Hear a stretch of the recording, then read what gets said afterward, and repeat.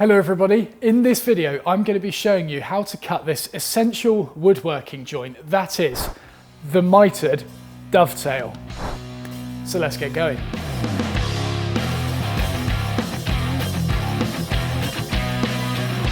So being able to cut a mitred dovetail is an essential skill when it comes to hand-cut joinery because it lends itself so well to projects such as boxes and carcasses where you want to retain the strength and looks of a dovetail but also hide a groove within the joint as well. So if you want to see this in action, you can have a look at my project, which was a router bit cabinet. Within that there was dovetailed corners and there was a mitre at the back which hid a groove. Now, disclaimer with this joint is a mitred dovetail. It is not a secret mitred dovetail. A secret mitred dovetail means that the dovetails are not visible at all. They're all hidden within a mitre, whereas this, the dovetails will be shown, however on the front face there'll be a mitre. So the timber I'm going to be dovetailing today is going to be walnut and ash, and I've prepared these so they are exactly the same thickness so that that mitre is a perfect 45 degrees, and they're obviously all square and everything like that as well. So let's get into what tools we need. So the tools you're going to need to cut this joint are a marking gauge, preferably another marking gauge, but it's not essential, a marking knife, 45-degree marker, a dovetail marker. However, if you don't have either of those things, you could just get a sliding bevel instead.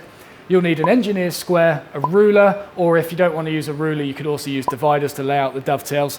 You'll also need a fret saw or a coping saw, a dovetail saw, preferably a crosscut saw, but it's not essential, a mallet, selection of chisels, and a plane. So before we get started with this joint, I just want to highlight the fact that in the description I've linked some supporting material that will help you with cutting this joint. So you've got videos in there such as how to saw correctly, how to chisel correctly, how to cut a normal dovetail by hand.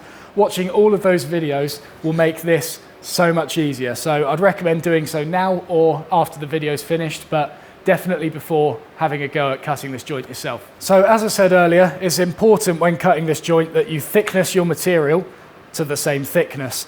Unlike normal dovetail joints or lap dovetail joints such as this one, where you can have a thinner and a wider component, these ones need to be the same thickness in order to get a 45-degree mitre on the corner. So to start with, we're going to get a marking gauge and we're going to set that to the thickness of the components. Now with this, I usually set dovetails so they're a little bit proud. However, mitred dovetails, you want to get them spot on. So I'm lining up that marking gauge with the corner, and then when I'm happy with it, lock it down so that ain't gonna move whatsoever. There you go. And then I'm gonna score this round either side. So I think I am going to make the ash the tails. So in which case I'm going to score round 3 sides of that instead of 4 of them, because this back one is going to become a mitre. And then on the walnut, it's just going to be front and back as you would normally do for any pin socket. So there we go. Now that is going to be where the mitre is, and I want the mitre to be at the front. So I'm going to do a face side and a face edge there. And then we'll make this face side and face edge as well. So I know that these are going to be the outside faces, and I know that that is going to be the top edge as well. So at this point, this is where you have to work out how wide you actually want that mitre to be on the components. So at the end of this, I'm going to cut a 6mm groove in it to demonstrate how this joint is able to hide that groove. And this is where your second marking gauge can come in. Like, you could just reset this first one, but if you've got a lot of these to do, then it's worth keeping that set up to the same thickness as the timber. So that's why I get 2 marking gauges. One set to the thickness, the other one set to the width of the mitre. Or you could just be really cheeky and have the mitre the same thickness as the material. Either or will work. So I've set the marking gauge to 13mm, and on the tail and the pin board, I'm going to reference it off the face edge where I didn't score a line across with the marking gauge previously, and I'm going to score it along the end grain. I'm also going to score it along the inside face and the outside face as well. So all 3 edges have now got a 13mm offset from the face edge, which was the edge that the line was not scratched across originally. And then from the face edge on the pin board, I'm going to scratch the same offset along the end grain and only the inside edge. You don't need to do it on the outside edge on this. You'll see that later. Okay, and then from that line that I've offset from the edge, that is where you're going to start drawing your dovetails. So the first one is going to be the pin socket, which I am going to make 6mm at the top, and I'll also measure in 6mm from this edge as well. Okay, and then what I'll do is get the halfway point between that line and this edge, so that's 80mm all the way across, so let's go 40, then I'll go 3mm either side of that, so all my pins will be the exact same size. And then with those marks, I'll get my dovetail marker. I've gone for 1 in 6 today, and I will draw the dovetails on. And before we even think about moving it, we'll just mark the waist so I know which area I'm going to be cutting out. Oh, and by the way, if there's any woodworking purists out there who just winced at the fact that I used a 1 in 6 ratio on hardwood, then go and have a look at my video, what dovetail ratio should you use. Link to that is in the description with all the other videos, and then come back to me and give your reasoning why I shouldn't be doing this. I look forward to hearing from you. Okay, so when cutting out these dovetails, you have got 2 lines to follow. You've got the actual angle of the tail itself, and you've got the line that's been squared across the end grain. Out of these 2 lines, the most important one that you get accurate is the one on the top. The actual angle at the front is purely aesthetic. At this point, if you don't get it accurate, it won't matter, because later on we'll be tracing around it anyway. You could have that right off at a stupid angle and we could still make it match. However, if the end grain is not square, then as you try and knock it into the socket, it will probably cause either the socket or the tailboard to split, because the walls will not be descending vertically. It'll actually be either wedging them apart, or it'll be wedging the opposite way, and you'll get a huge gap at the top. So as a beginner, you've got options here. You can go straight in with the dovetail saw, try and get that line perfectly square across the top and also hit that dovetail ratio. Or if you're not feeling too confident, just grab yourself a dovetail guide with a Japanese saw, and then that will do most of the work for you. It's not cheating, it's simply another means to get the job done. And you'll find more information on this dovetail guide in the description. This one's made by Katz-Moses, and in a previous video I compared it to David Barron's dovetail guide. So if either of these is something you're interested in, then give that video a watch. So I'm going to start on the back edge, nibble it away right next to the line, so I'm cutting on the waist side here. And there we go. End grain is sorted out now, so I've cut that perfectly square. Now I can just focus on getting that angle correct.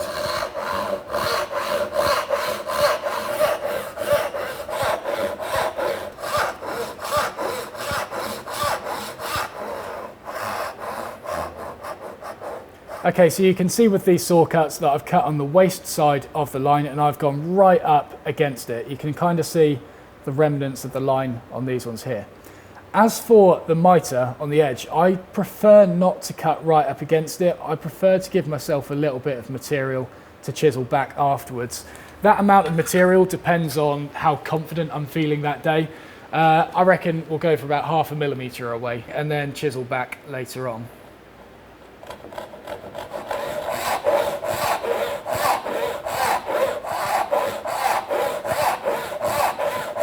Okay, so now we'll start chopping out the waist. I'll make sure to give myself about 1 millimetre to chisel back to before hitting the baseline.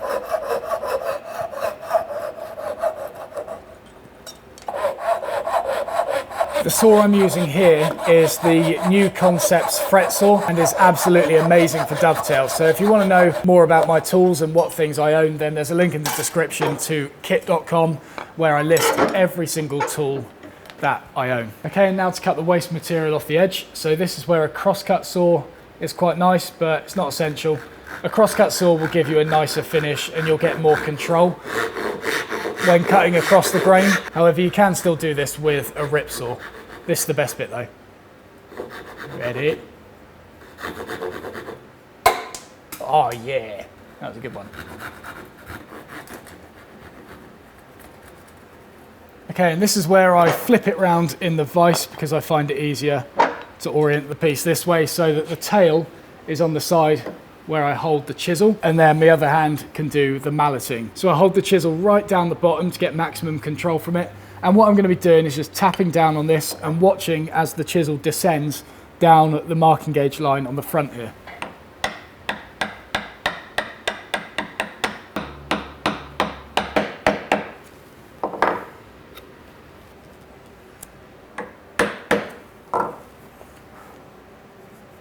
So to get these baselines nice and accurate, what you've got to do is take off as much material as you can before putting your chisel into the baseline and taking that final chop.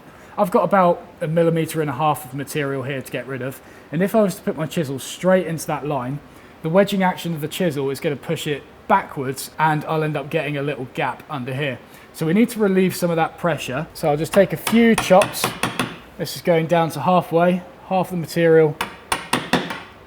I'll just keep halving that material. There we go. So I think I'm about 0.5 millimeter away there. Now, chisel goes into the baseline and tap it down vertical. And you always want to get as wide of a chisel as you can. So for this one, I'll switch to a different one. And there you go. I can do the majority of that in one hit. So halve the material.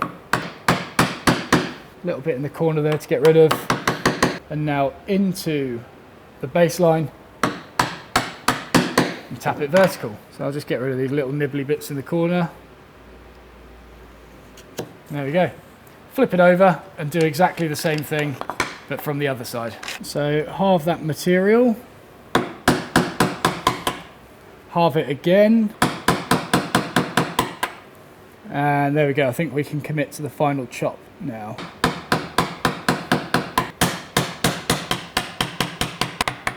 And I'll just show you how close I'm getting here before I take that final chop there. So that's just under 0.5 millimeter, I think. All right, and then we'll get it upright and just very carefully get all that stuff out from between the tails and just make sure there's no little fluffy bits left over in the corners. So working to halfway as I do this. Okay, flip that round. We'll go from the other side. Working to halfway again. Never go all the way through on this because the only thing you'll achieve is breaking out that back edge. All right, looks good. Okay, so now the only bit I've got to sort out is the mitered section. So I am going to swap that round to this way so that it's slightly easier for me to see. So with this, I've cut about 1 millimeter away, despite aiming for 0.5 millimeter. Oops. So temptation here is to put the chisel in the end grain and just give it a whack. But then that face is going to split and it's probably going to split in the wrong direction. So the other option is to come in from the face and then try and follow the line along the top, which does work, but every now and then it breaks out ahead of the line and you end up getting like this chunk missing on the end grain. So in situations like this, what I like to do is we'll apply the same principles as before. We'll halve the material until we can't halve it anymore. But on this end grain, I'm just going to tap it down 1 millimeter or 2 and just separate that material. So now we're in the line. Couple of taps. There we go.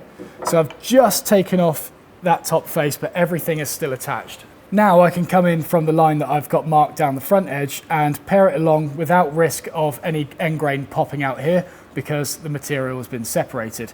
So I'll just sort of sever it at the bottom first and then we'll go for it.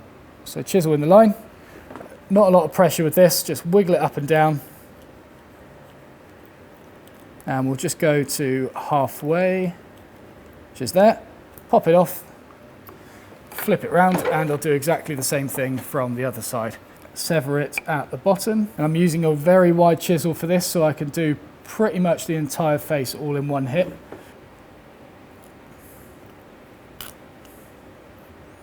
There we go. Separate that at the bottom.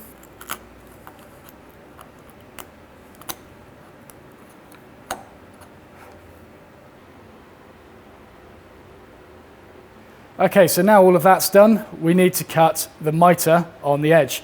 Now when you do this, make sure you cut the mitre the correct way because it's very easy to do this wrong. So the components are being assembled like this, face sides out and face edges there, which means that the mitre needs to go like that and like that. So I draw it roughly on here to begin with, just so I've got a rough guideline, but as I said, it's very easy to cut the mitre going this way instead. And so to mark that accurately, I'll get my mitre square and I need to line that up with the shoulder line that's going up here and the top corner of the components. So what I'll do, just put a little knife mark where I need it to start, and then I should just be able to locate the knife into that mark, slide this up to it, and then that is on the top corner.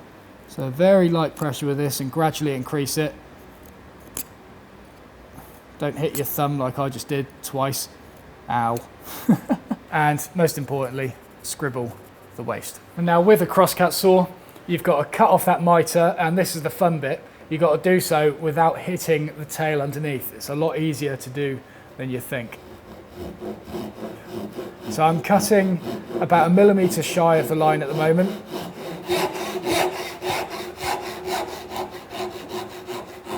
Okay, and this is where you've got to watch out, because this saw will just drop, and the first bit it hits is the top corner of the dovetail, which is the bit you see. Right, so there we go, there's the tails cut out. Now I'm going to hold off refining that mitre to the final line, because inevitably I'm going to end up dropping it or dinging it or something like that. And that mitre is a very, very fragile corner and will be the most prominent area if there is a gap on there. Now with regards to cutting off that mitre, you've got two options there. The first one is to do exactly as I just did. Cut the mitre and then we'll move on to the pinboard. Or you can leave that area square, so then you can knife around it onto the pinboard below, exactly as we would do with the tails. You can see now that I've mitered it, I haven't got a flat edge there that I'm able to square it off. But what I do have is that marking gauge line that I squared to earlier. That is why I chisel to this rather than saw to it, because as long as my chiseling stays accurate, then that line on the pinboard should be accurate as well. But if you would prefer to saw directly to that mitered line, then it's probably best to leave that area square and then trace around it later on. Okay, so now it's time to mark the tails onto the pinboard. So I'm going to clamp the pinboard up in the vise, and I've made sure that my face sides are out, face edges are in the same orientation. So pinboard in the vise, I'll get a bit of supporting material behind it at the same height. Tailboard goes on top, and I'm going to add a clamp to this just to make it slightly more secure and less likely to move. And then to ensure everything lines up on the face edge, I'll just get a chisel and then push everything that way so that that edge is now perfectly flat. And now I can very carefully knife around those tails. This is where most people make the mistake of not being careful enough, and is usually why they end up getting big gaps in the end result. Really take your time with this, because it doesn't matter how accurate you are with the chisel and saw later on. If the lines that you're following are inaccurate, then you've got no hope. And then I'm going to square those lines down with a knife. I'll do that on both sides. And as always, mark the waist before we even pick up the saw. Now this mitre is a little bit weird because the top is going to be waste, but this front edge that you're looking at, that's not going to be waste. We're keeping that bit because the mitre is sloped up like that. So I'll just carry on drawing the waste areas on the front of these sockets and on the insides. There we go, and obviously the inside of the mitre is going to be waste as well. And so now using that mark that I put on there earlier, I can knife that mitre in place.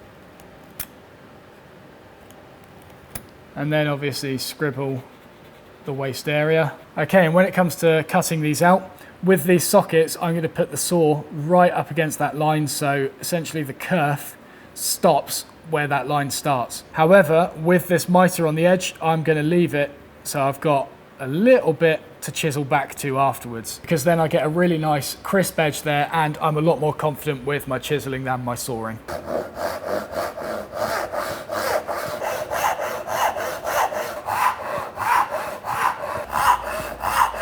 Okay, and then to cut out this mitre, I need to angle the saw back like this and make sure that I don't hit that front edge. The mitre is going to be completely concealed in this component. And as I said, I'm cutting a little bit shy of that line so I can chisel back to it later. Okay, and then I'll chop off the rest of that mitre, leaving a little bit to chisel back to later on.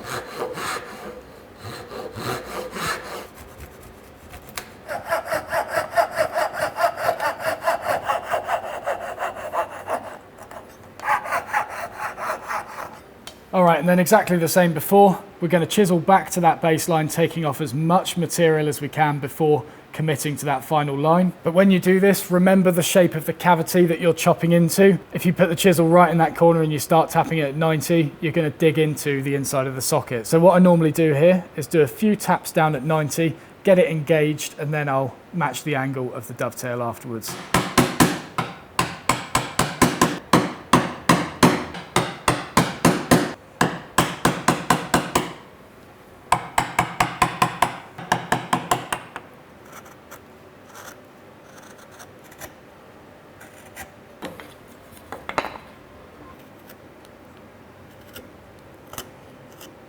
All right, now to refine this final wall within the socket. So I'm going to run a knife underneath to sever the material and help it to separate. And then chisel is going to go in the wall facing towards me in that marking gauge line.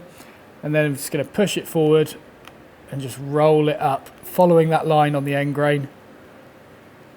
Very careful. And I'm pulling it into that wall as I do this. There we go. Cross like that. Sorted. All right, so that's about 90% of the joint done at this point. The only thing we've got to do is refine those miters. Now, if you're doing this joint with the aim of concealing a groove within it, it's at this point I would cut the groove. Don't refine that miter first, then take it across to the router table, because inevitably you'll hit it on something over there as well and you'll get a little ding. We want to make that the very, very last thing we do before assembling this. So now we're over at the router table and I've got a slotting cutter mounted in here, which is going to cut the groove. This was the router bit cabinet I mentioned earlier, by the way. So yeah, mitered dovetails in the corners, and that is what concealed the back groove in there. So there's a link in the description to that series if you're interested in it. But for now, I just need to make sure that my face edges are down on the bed and obviously face sides are out towards me, so then I can make sure that I'm cutting the groove on the right face and on the right edge as well.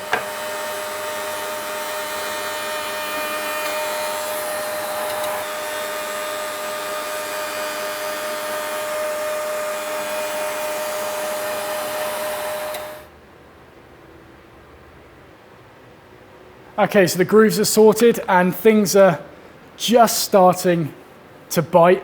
Still needs a little bit of refinement by the looks of it, but now it's time to get these miters refined. And to do that, we're going to be making a 45-degree pairing jig that will be placed on top of the component and will allow us to chisel down that face and follow that 45-degree angle. Now I'm going to create this jig using my disc sander. However, if a disc sander isn't something you own, you can also do it by setting a sliding bevel up to 45 degrees and making a 45-degree shooting board. Now, this doesn't have to be anything complicated. A couple of years ago, I did a video on making a very rudimentary shooting board.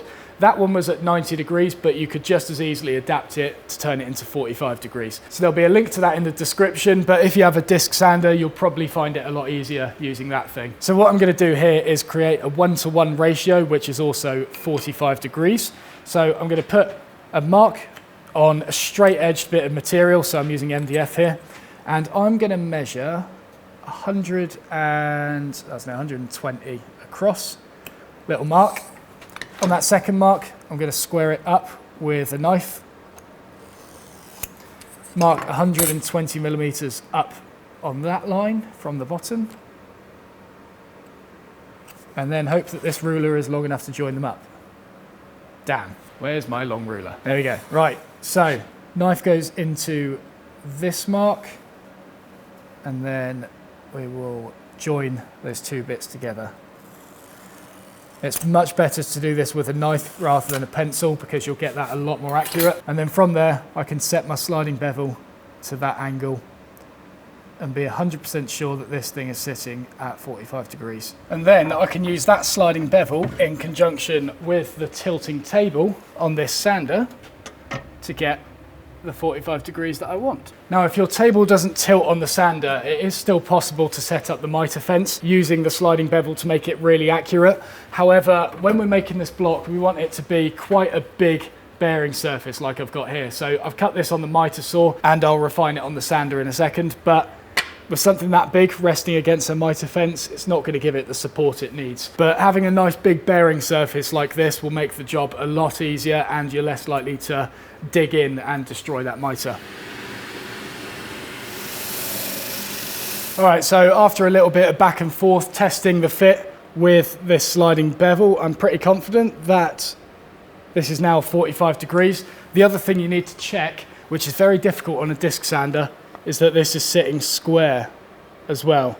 Like there's a tiny bit of light coming through on this side, but it's not enough. Over something this wide, it's okay. But obviously bear in mind with the disc sander, if you're trying to sand a face flat, the outside of the disc is spinning faster than the inside, so it's going to cut quicker on one side. So I had to kind of account for it with the miter fence to make sure that it was taking off the correct amount. But we got there in the end. let's finish this joint, shall we? So I'm going to clamp this bit really securely on top of the workpiece. Make sure it ain't going anywhere. And then with a really sharp chisel and lots of pressure on your block, we're just going to carefully push this through, take off what we can, and then shift it back ever so slightly, and keep doing that until we get back to that marking gauge line.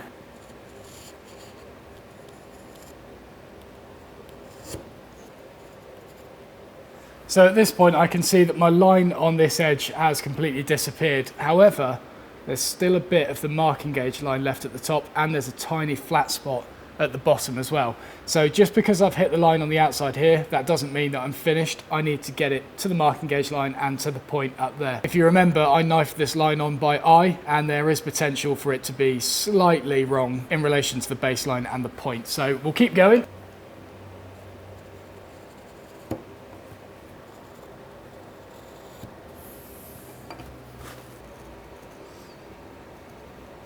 Right, so now we'll go for final assembly. So pins will go up in the vise, nice and tight. I have a feeling that one of these walls might need a bit of adjustment.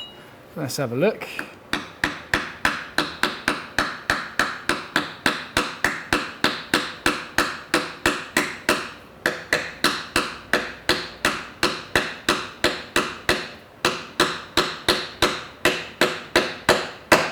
Oh, maybe not.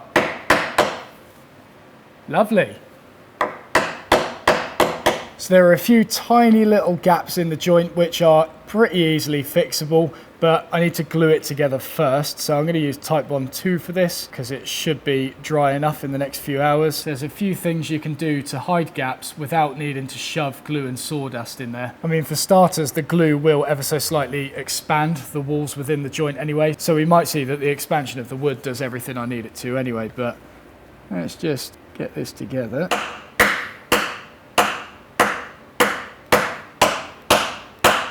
So you've got to be a bit careful when planing this joint flush because you don't want to expose end grain on the miters.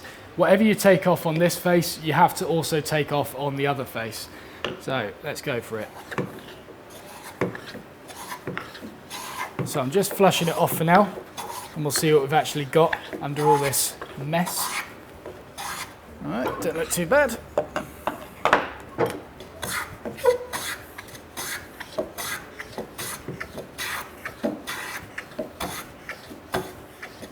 All right, so it is looking pretty good, but there is one tiny gap up the side of this tail.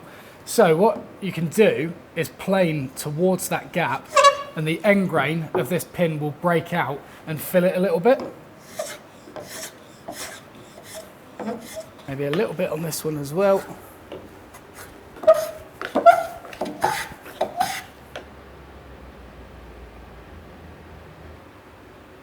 Right, and there we go. That is how you cut a mitred dovetail by hand. As you can see, this joint is a very, very effective way of hiding a groove, yet maintaining the beautiful and functional look of dovetails as well. In fact, you don't even need to use this joint to hide a groove. You could just use it for decorative purposes as well.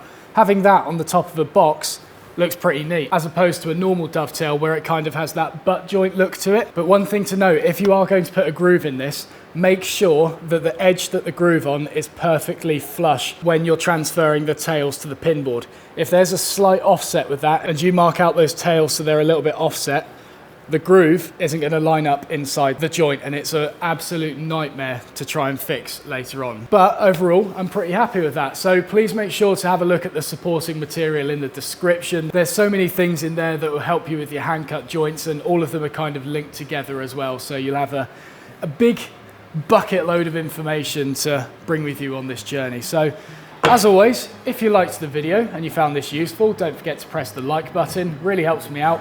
Subscribe if you haven't already, and I will see you in the next video.